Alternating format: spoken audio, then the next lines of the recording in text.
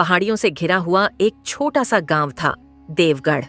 गांव में ज्यादातर लोग खेती करके और जंगल से लकड़ी लाकर अपना जीवन चलाते थे। देवगढ़ के किनारे एक टूटा फूटा सा कच्चा घर था।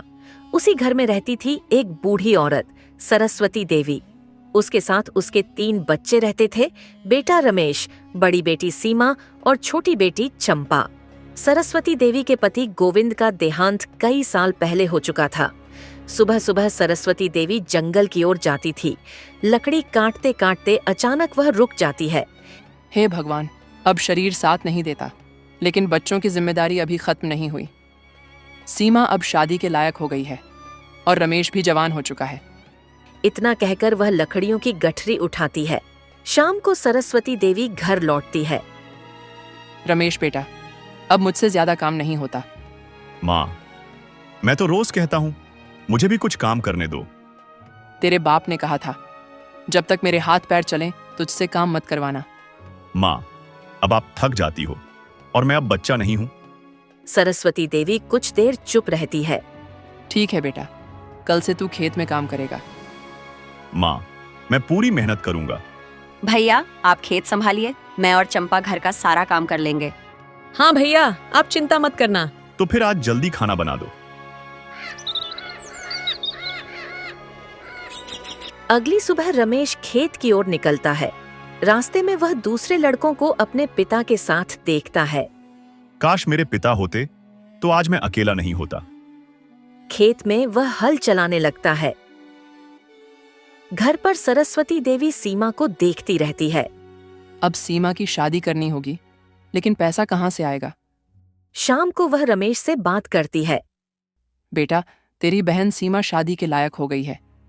माँ, लेकिन हमारे पास पैसे नहीं है। फसल बिकेगी, उसी से शादी करेंगे।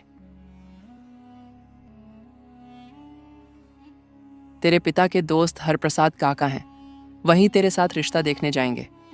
ठीक है माँ। रमेश और हरप्रसाद काका पास के गांव पहुंचते हैं। बेटा, यह रमेश है। नमस्ते काका, अगर आप रिश्ता लाए हैं तो मुझे मंजूर है। घर लौटकर रमेश सब बताता है। माँ, जहाँ आप कहेंगी मैं वहीं शादी कर लूंगी। फसल बिकती है। सीमा की शादी हो जाती है। विदाई के समय, माँ, अपना ख्याल रखना। तू खुश रह बेटी। कुछ समय बाद, माँ, अब चंपा की शादी भी करनी होगी। मैं शहर जाकर काम करूंगा। भैया मत जाओ। अगर जाना ही है तो जल्दी लौट आना।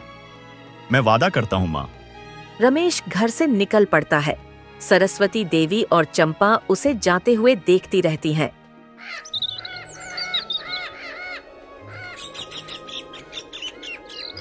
शहर नवापुर रमेश के लिए बिल्कुल नया था। ऊंची इमारतें, तेज रोशनी, गाड़ियों का शोर। यहाँ कोई किसी को नहीं जानता, लेकिन यही मुझे अपनी जगह बनानी है। रात उसने स्टेशन पर ही बिताई। अगली सुबह रमेश एक बड़े शॉपिंग मॉल के सामने खड़ा था। कांच के दरवाजे, चमकदार फर्श। इतनी बड़ी जगह, क्या मुझे यहाँ काम मिलेगा? वह अंदर जाता है। नमस्ते साहब, क्या यहाँ किसी तरह का काम मिल सकता है? पहले बताओ, काम करने की आदत है या नहीं? साहब, खेती की है, जंगल में लकड़ी काटी है, मेहनत से कभी पीछे नहीं हटा। ठीक है, ग्राउंड फ्लोर पर स्टोर असिस्टेंट चाहिए। काम का समय और तनख्वाह? सुबह 9 बजे से रात 8 बजे तक, 8,000 रुपये महीना। इतने पैसे, माँ की सारी तकलीफ खत्म हो जाएगी।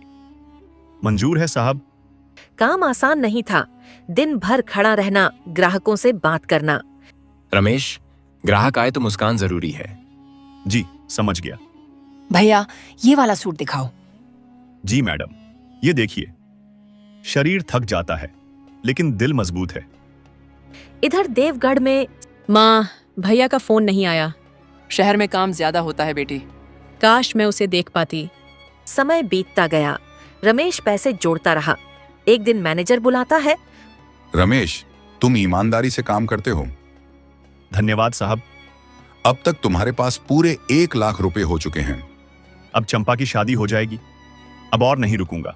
माँ और बहन मेरा इंतजार कर रही होंगी। उसने नौकरी छोड़ी और गांव की ओर निकल पड़ा।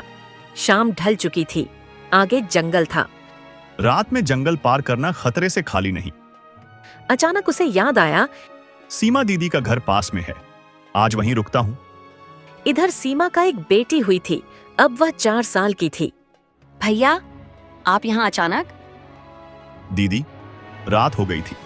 आप बहुत थके लग रहे हैं। दीदी, ये 1 लाख रुपए हैं, इन्हें संभाल कर रख लो। इतने सारे पैसे? कल गांव जाने के समय तुझे ले लूंगा दीदी।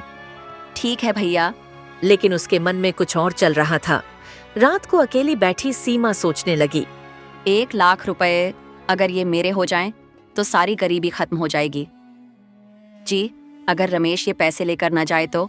सीमा, ये कैसी बात कर रही हो? मैं बस सोच रही थी। ऐसी सोच भी पाप है। पति के मना करने के बाद भी सीमा का मन नहीं माना। मौका बार बार नहीं आता। रमेश गहरी नींद में था। सीमा एक बड़ी सी चाकू हाथ में लिए रमेश के सामने खड़ी थी। माफ करना भैया। सीमा रमेश की लाश को बाहर फेंक देता है। अब सब कुछ शांत हो गया। अब कोई रास्ता नहीं बचा। उसने शव छिपा दिया, लेकिन उसे नहीं पता था कि उसकी बेटी ने यह सब कुछ देख लिया था। सुबह जब मंगलू रास्ते से जा रहा था, तभी उसे रमेश की लाश दिखाई पड़ती है। अरे, ये तो रमेश है। कुछ ही पलों में सब इकट्ठा हो जाते हैं। रमेश की माँ और उसकी छोटी बहन भी आई थी। पापा, मम्मी ने मामा को मारा। हे भगवान, मेरा बेटा। भैया, आपने वादा किया था। पुलिस इंस्पेक्टर विक्रम सिंह घर के आंगन में खड़े थे। चारों तरफ गांव वाले जमा थे। सुरेश, साफ साफ बताओ, रात को घर में कौन कौन था? साहब, मैं ड्यूटी पर गया था। घर में सीमा, मेरी बेटी पिंकी और रमेश था। और सुबह लाश यहाँ पर मिली? जी साहब। इंस्पेक्टर की नजर सीधे सीमा पर जाती है। सीमा, तुम्हारा चेहरा पीला क्यों पड़ गया है? साहब, मैं डर गई हूँ। डर सच से लगता है या झूठ से? सीमा चुप हो जाती है। भीड़ के बीच से 5 साल की पिंकी आगे आती है। बेटी, रात को क्या देखा था? मम्मी के हाथ में चाकू था। मामा चिल्लाए थे, फिर मामा हिले नहीं। नहीं, यह झूठ है। बच्ची को बहकाया जा रहा है। चुप, बच्चे झूठ नहीं बोलते। साहब, मुझसे गलती हो गई। मैंने जानबूझकर नहीं किया। गलती नहीं, अपराध है, और वो भी अपने ही भाई का। सीमा, क्या सच में? माँ, मैं लालच में अंधी हो गई। पैसों के लिए तूने अपने ही भाई को मार डाला? अपनी ही बहन निकली कातिल। पैसे ने इंसानियत मार दी। पुलिस सीमा को ले जाती है। रमेश का अंतिम संस्कार होता है। चिता की आग के साथ माँ का कलेजा भी जल रहा था। बेटा, तेरी मेहनत ने घर चलाया और तेरी ही बहन ने तुझे छीन लिया। माँ, अब हम कैसे जिएंगे? अब सांस चल रही है, यही बहुत है। जेल की कोठरी में सीमा बैठी है। भाई, अगर उस दिन पैसे न देखती तो आज तू जिंदा होता। पछतावा देर से आया है बहन। अब हर रात मेरे सपनों में वही चीख गूंजती है। घर में अब बस सरस्वती देवी, चंपा, सुरेश और पिंकी रह गए थे। नहीं नानी, मामा वापस आएंगे? नहीं बेटी, मामा अब भगवान के घर हैं। समय बीतता गया। सरस्वती देवी दिन ब दिन कमजोर होती गईं। बेटी, अगर मैं चली जाऊं? माँ, ऐसा मत कहो। सीमा से कहना, मैंने उसे माफ कर दिया। माँ। अगली सुबह सरस्वती देवी नहीं उठी। घर फिर रोने से भर गया। माँ भी भैया के पीछे चली गईं। अब हम सब एक दूसरे का सहारा बनेंगे। सीमा जेल में माँ की मौत की खबर सुनती है। हे भगवान, मेरे लालच ने सब कुछ छीन लिया। यह कहानी हमें सिखाती है कि लालच इंसान से रिश्ते, विवेक और इंसानियत सब छीन लेता है। जो पैसा मेहनत से नहीं आता वह कभी सुख नहीं देता, और जो अपने ही खून का नहीं हुआ वह किसी का नहीं हो सकता।